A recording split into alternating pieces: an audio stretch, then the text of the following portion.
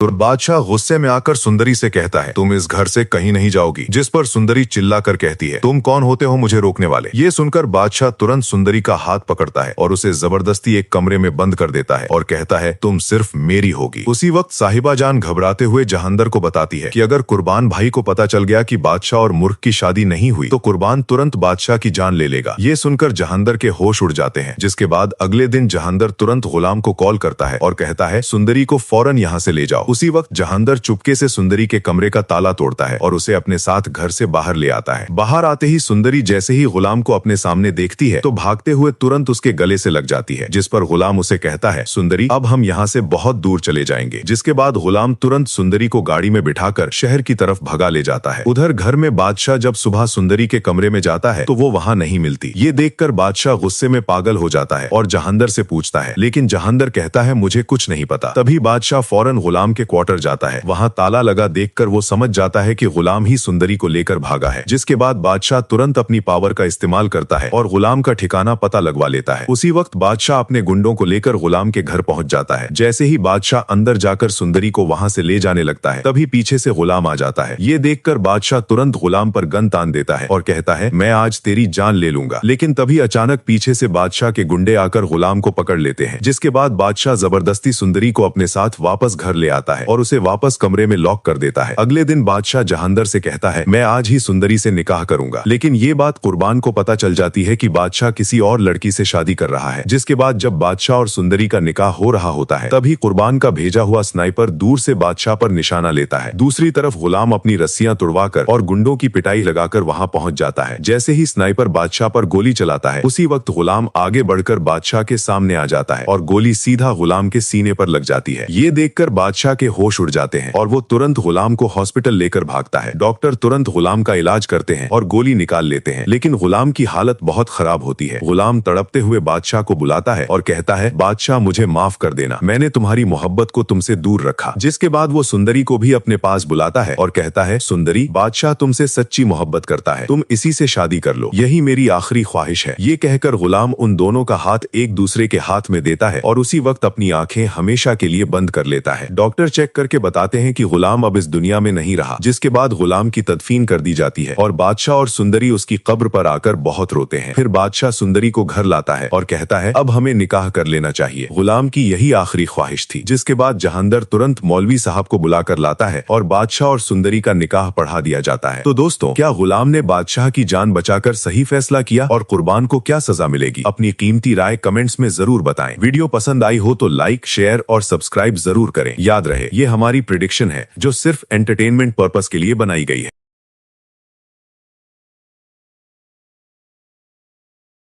मोहब्बत, जुनून और एक ऐसी कुर्बानी जो सब कुछ बदल दे। गुलाम, बादशाह और सुंदरी की इस ड्रामाई कहानी में देखते हैं कि क्या एक लम्हे का फैसला वाकई किसी की तकदीर लिख सकता है। लेकिन कहानी के शुरू में ही एक बड़ा सवाल खड़ा हो जाता है, क्या ये कुर्बानी वाकई एक हीरो का काम था या फिर एक ऐसी अलमनाक गलती जो सब कुछ तबाह कर गई। तो ये सब शुरू होता है बादशाह के एक खतरनाक जुनून से, एक ऐसा जुनून जो जल्द ही सबकी जिंदगियों को अपनी लपेट में लेने वाला था। अपने जुनून में बिल्कुल अंधा होकर बादशाह सुंदरी को एक कमरे में कैद कर लेता है। उसे लगता है कि वो इसे अपनी मिल्कियत बना सकता है, लेकिन सच्ची बात तो ये है कि मोहब्बत को जिंजीरों में थोड़ी बांधा जा सकता है। और बादशाह के ये अल्फाज, तुम सिर्फ मेरी होगी, उसके इरादों को बिल्कुल साफ कर देते हैं। ये मोहब्बत का इजहार नहीं बल्कि मिल्कियत का दावा है, और यहीं से इस कहानी का सबसे तारीख बाब शुरू होता है। लेकिन जहां जुल्म होता है वहां उम्मीद भी जन्म लेती है। फरार की एक कोशिश होती है, मगर सवाल ये है कि क्या वो बादशाह के कहर से बच पाएंगे। जहांदर की मदद से गुलाम सुंदरी को बचाने का एक बहुत ही दिलेराना मंसूबा बनाता है। वो उसे आज़ाद करवाकर शहर की तरफ भाग निकलते हैं। उन्हें आज़ादी की छोटी सी झलक नजर आती है, लेकिन बादशाह अपनी ताकत और असर रसूख से उन्हें ढूंढ निकालता है। आज़ादी का ये ख्वाब पल भर में टूट जाता है और इस बार बादशाह का गुस्सा पहले से कई ज्यादा शदीद है। और अब हम कहानी के इस मोड़ पर पहुंचते हैं जहां एक हीरो को अपनी जिंदगी का सबसे बड़ा और आखिरी फैसला करना था। बादशाह को लगता है कि वो जीत गया, वो जबरदस्ती सुंदरी से शादी करने की तैयारी करता है, लेकिन उसे ये नहीं मालूम कि उसका दुश्मन कुर्बान दूर कहीं से एक स्नाइपर के जरिए उसे निशाना बना रहा है। और जैसे ही स्नाइपर गोली चलाता है, गुलाम बादशाह के सामने आकर वो गोली अपने सीने पर खा लेता है। एक ही लम्हे में उसकी कुर्बानी ने सबकी किस्मत बदल दी। उसने अपने दुश्मन को बचाया, लेकिन आखिर क्यों? अपने आखिरी सांसें लेते हुए गुलाम सुंदरी से कहता है कि वो बादशाह से शादी कर ले। ये उसकी आखिरी ख्वाहिश है। अब ये सच्ची मोहब्बत थी या एक बहुत बड़ी अलमनाक गलतफहमी? गुलाम की इस कुर्बानी के बाद एक ऐसा अलमनाक वादा पूरा होता है जो शायद उसकी ख्वाहिश की तल्ख हकीकत को सबके सामने ले आता है। गुलाम की आखिरी ख्वाहिश का एहतराम करते हुए बादशाह और सुंदरी की शादी होती है, लेकिन कहाँ? गुलाम की कब्र पर। जिस रिश्ते को रोकने के लिए गुलाम ने अपनी जान की बाजी लगा दी, इसी ने मरते हुए इसी रिश्ते को जोड़ दिया।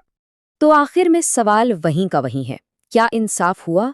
क्या गुलाम की कुर्बानी ने मोहब्बत को फतह दिलाई या एक जालिम को उसकी मंजिल तक पहुंचा दिया?